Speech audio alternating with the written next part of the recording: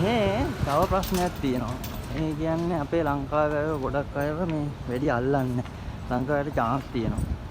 බංගලින්ම තමයි ඉන්දියන් කාරන්ව තමයි මේ ගොඩක් මල්ලන්නේ. මොකද උන් තනිකර ඉන්නේ නිකන් පාරේ උන් පැටව ගහලා වගේ. මාර විදිහට ඉන්නේ.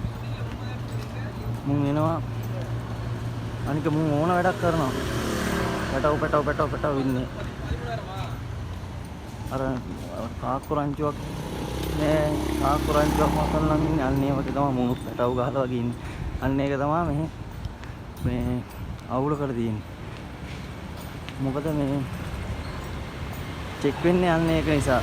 බංගලි පාරවල ඉඳගෙන ෆෝන් වල ඔහොම ඉන්න ගියාම තමයි මේ ලොකුවටම මේ පොලිසියෙන් චෙක් කරන්නේ.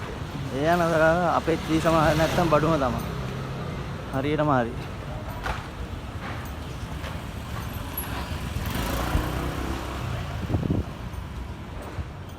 පේනවනේ මේ පාරවල් ඉතින් ගල් පාරවල් තමයි තියෙන්නේ. හැබැයි අයිලන්ඩ් වල ගියාම පට්ට ලස්සන අයිලන්ඩ්. ලස්සනයි කියන්නේ මේ පාරවල් කොට තාර දාලා අර මේ හදලා තියෙන්නේ.